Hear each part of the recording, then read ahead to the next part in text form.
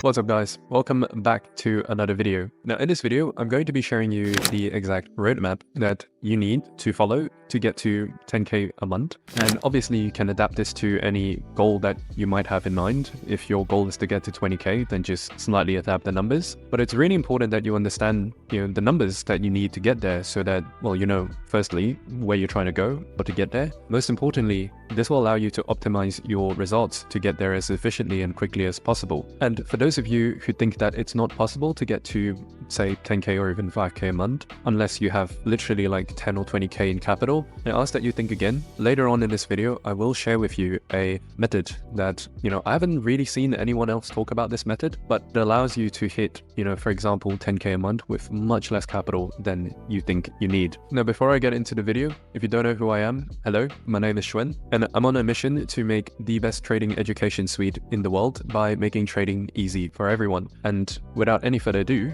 let's dive into this video. So firstly, I do want to talk about the importance of having this goal. And it boils down to the fact that in order to get anywhere, you need to firstly know where you're going, right? Otherwise, you're just going nowhere fast. And in terms of getting to 10k a month, something that most people don't really think about is how much capital you need to be risking on every trade in order to consistently hit those numbers. Now, I'm going to break it down for you in a very simple calculation. Let's say that the goal is 10k a month, and let's say that you're on average you're taking about 15 trades a month. And so let's assume for a moment that you have a 50% win rate on a 3-to-1 average risk to reward ratio, which is quite achievable, especially if you find a system that works and as long as you're disciplined enough to stick with that system. So assuming everything here is true, in order to get to 10k a month, on every trade you would need to risk roughly $850. Now obviously some of you are better traders and you might have a slightly higher win rate, and some of you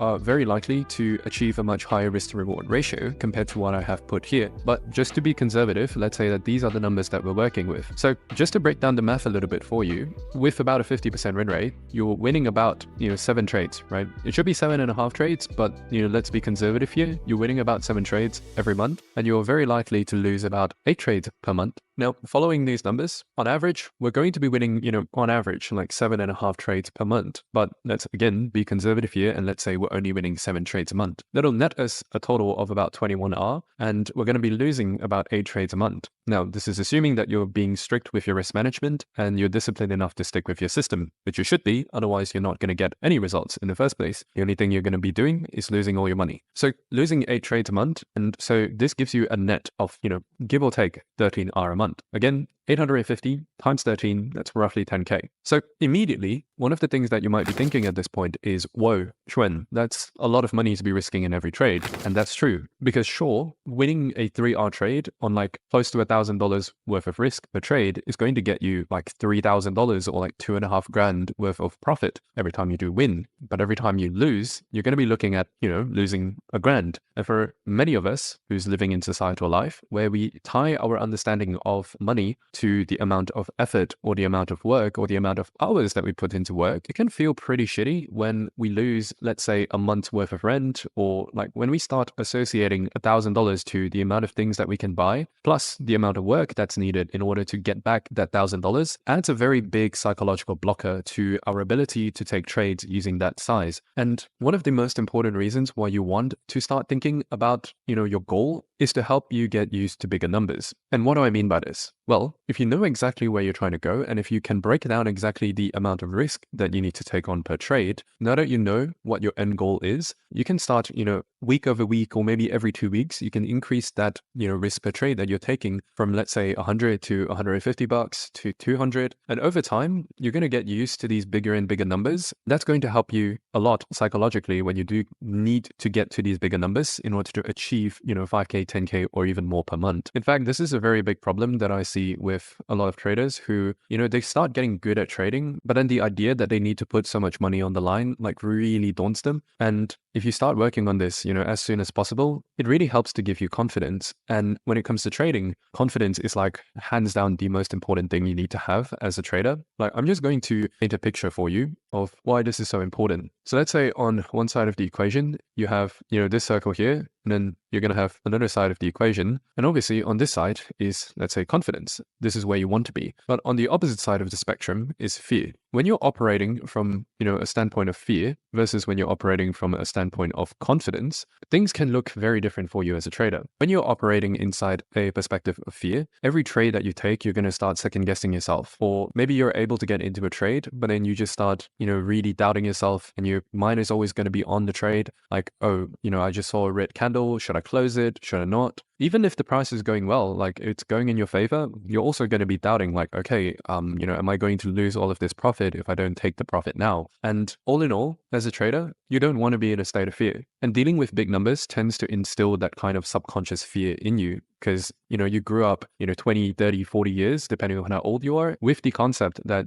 money is associated to work. You don't really want to risk losing this money. Like $1,000 can get you quite a lot, could get you a plane ticket to somewhere else. And the moment you start thinking that way, it's when you start making really bad decisions and maybe even deviate from your system. Now, on the other side of the equation, confidence is great. Like that's the time when, not only are you very certain on all the ideas that you come up with yourself and all the analyses that you do, like you're able to just go right into the trade. And even when you're in the trade, it doesn't matter really what price is doing. Like you just have a really good idea of, okay, I have my plan. I can just trust my plan. I can trust my stop loss and I can trust my TP. I'm just going to let it do its thing. And, that's a really good place to be. That's how you achieve trading success. And it's very hard to do that if you're not used to these bigger numbers. And so my advice for you even is that if you're in a point right now where you're dealing with paralysis by analysis, especially when it comes to, just thinking about bigger numbers, is number one, to slowly increase the amount that you're risking at the moment from, let's say, if you're doing $100 right now, slightly increase it like week over week. Maybe this week you're going to do $125 per trade. Next week, you're going to do $150 a trade and so on and so forth. Eventually, you're going to get to a point where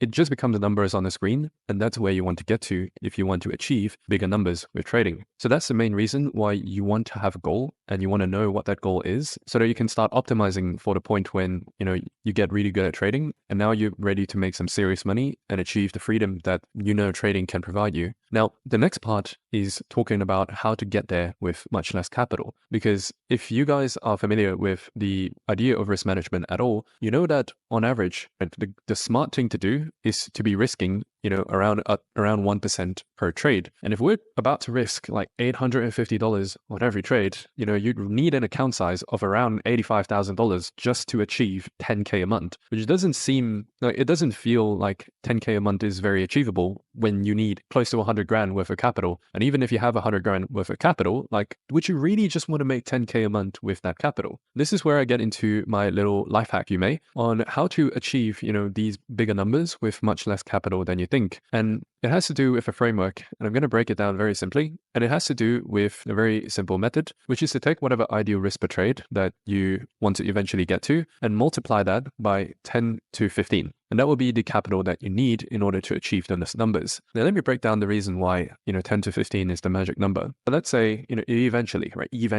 the goal is to get to 10K a month. You need around $850 risk per trade. Now, you're not going to get there immediately. Don't worry. This is more of a long-term thing, right? We're just setting long-term goals so we know what to do to get there. So multiplying that by 10 to 15, the reason why we multiply, this number by 10 to 15 is that it gives you enough leeway to basically lose 10 to 15 trades in a row, which shouldn't happen if you know what you're doing, which shouldn't happen if you're watching, videos like this and learning how to better yourself. And you would need to basically lose 10 to 15 trades in a row to lose all the capital that you have. But on the same side of the equation, it also means that, let's say we're dealing with $850 here, 10 to 15 trades in a row would mean that you're using roughly $8,500 worth of capital to roughly $13,000 worth of capital. And that's all you need to achieve 10K per month. Assuming everything else is fixed, meaning you have a system that allows you to be profitable, and assuming that you have the discipline to stick with that system that allows you to be profitable. Assuming everything is fixed, this is all you need in order to achieve 10K a month. Now, you can also apply this to,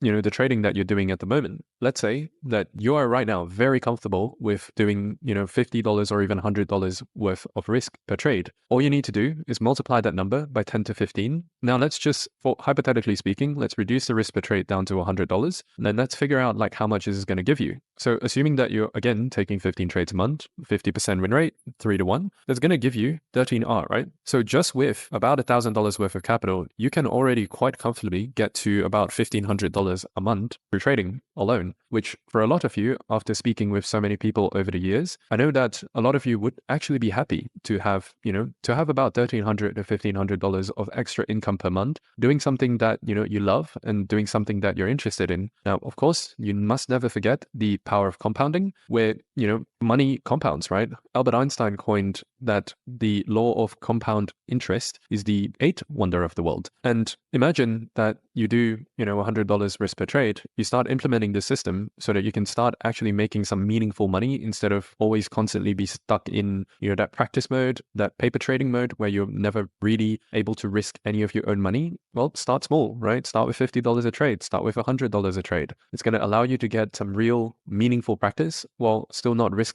a whole lot. And you could potentially stand to make some meaningful amount of money. And over time, like you do this for 3-6 months in a row, and you'll be surprised at how much money you end up with. If you're consistently averaging like 10 to 15 hour every month, you would all of a sudden go from $1,000 to a lot more. And one last thing that will really help you overcome that mentality of like that fear of losing money or like that fear of putting your own capital at risk is the fact that out of these, like on paper, right, you're only putting in enough capital where you have the leeway to lose 10 to 15 times in a row, and only then would you lose everything you have. But the thing is, as long as you know what you're doing, it's very likely that you're not going to be losing 10 to 15 trades in a row. And in fact, it's much more likely that you're going to, for example, let's say the first trade is a loss, so you're down 1R, and then the second trade is a win, and now you're basically up by a bit. Now, every future loss that you do take on is going to be house money. Essentially, it's not going to be your own money, right? At worst case scenario, even if you were to lose like your next few trades in a row, you just be back down to break even. And that's a very powerful mentality to have. Knowing that you have house money to play with just alleviates a lot of pressure from you. And it's the reason why, I always recommend that, especially if you're a beginner and you want to get into trading, or if you just want to get into crypto investing, really smart to not, put in all of your money at once, because, even with a small amount of money, thanks to leverage, it allows you to achieve the same size, even if you don't have your entire account in, the exchange or in some wallet, which will save you in the event that some exchange goes, bankrupt or something, or if one of your wallets gets hacked or whatever, you're losing a lot less money than if you put in all of your money into that account. And now the final thing that some of you might be asking is, isn't leverage dangerous? Especially as beginners to crypto, you tend to be bombarded with a lot of statements from your crypto influencers telling you that, oh, leverage is dangerous. Don't use leverage. Just buy spot and hold. Sure. Like for many people, the reason why leverage is dangerous and the reason why this phrase even came to be so popular in the first place is that you got to remember that 90% of people really don't know what they're doing when it comes to crypto, and especially when it comes to leverage. They treat leverage as a way to increase their position size and to be able to get rich quick or get rich overnight. But in reality, for a trader, what leverage allows you to do is to put in much less of your money in the exchange or in the wallet and still be able to achieve the same size. In essence, leverage is a tool, right? It's not inherently bad. It's like if you were to have a pair of scissors. These are cigar scissors, those of you who don't know. Like, scissors are sharp and it's able to hurt people. I mean, not this. This is, this is not going to hurt anybody. But scissors is a sharp object, right? Is it dangerous? Well, it depends on, the purpose that it's being used for and the person that you put that pair of scissors in the hands of. And in the hands of someone who's disciplined and who knows what to do with that tool, it's a really useful tool, right? The tool is not inherently evil. Leverage is not inherently bad. It just depends on who is the one who is, wielding that leverage. And after watching this video, I hope that you have a good understanding of how leverage can be a very powerful addition to your tool belt rather than something that should be avoided, which is not the case. By the way, guys, if you're struggling with trading and you're finding it difficult to get consistent and to just make this work in the first place, you can go ahead and click the first link in the description box below. It is a service that I offer to help make trading easy for you. I'm not going to start talking about a course or whatever, but if it's something that's relevant to you, it's there and you can go ahead and click it in your free time. But otherwise, if you found this video helpful and would like to get more videos just like this, then be sure to subscribe to this channel and like this video because it would really make my day. And finally, thank you genuinely from the bottom of my heart for watching this video and giving me some of your time. And I really hope that you have a good day and that you've gotten something valuable out of this video. Cheers and see you in the next one.